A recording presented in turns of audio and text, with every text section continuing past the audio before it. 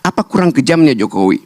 Dia bikin IKN, dia jual nggak laku ke Cina, dia jual ke Amerika nggak laku, dia jual ke Mesir nggak laku, dia jual ke Malaysia nggak laku, dia jual ke Singapura nggak laku. Lalu akhirnya dia paksa oligarki itu untuk nyumbang di depan. Kurang cukup. Dia suruh APBN pindahkan 20, 30, 40% ke IKN. Pada saat yang sama, seorang pria berkeluarga di Kupang, tempat Parera, 2 hari lalu, merobek perutnya karena nggak bisa beli beras itu. Pengisan siapa dengan Pak Harto? Tidak pernah ada di zaman Soeharto orang bunuh diri karena nggak bisa makan itu. Padahal orang ini setiap bulan di Kupang itu nunggu di pintu gerbang desa untuk dapat BLT. Dan itu ilmunya Jokowi. Membujuk orang supaya tidak produktif, supaya tidak pinter. Sebagian besar mereka yang nunggu BLT itu adalah pemilih yang tidak tamat kelas 7.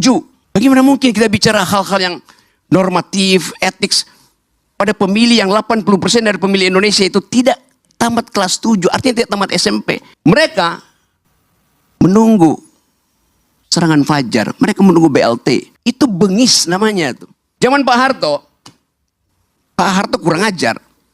Dia suruh konglomerat eksploitasi sumber daya. Berapa persen yang balik ke negara? 35%.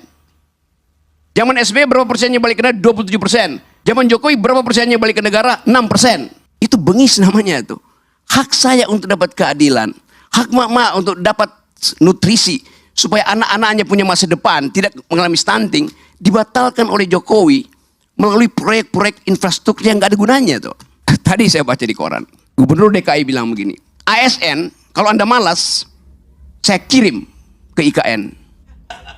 Jadi IKN itu tempat pembuangan, tempat penghukuman.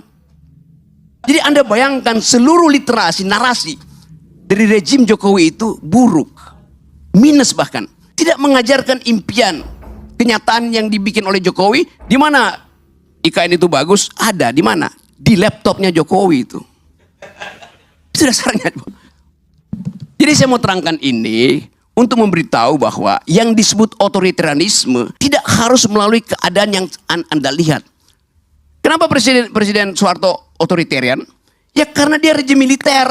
Ini rejim demokratis tapi memakai ide politik untuk mengatasi kemandekan ambisi dia itu. Itu datang dari pikiran yang otoritarian itu, Saudara Andre.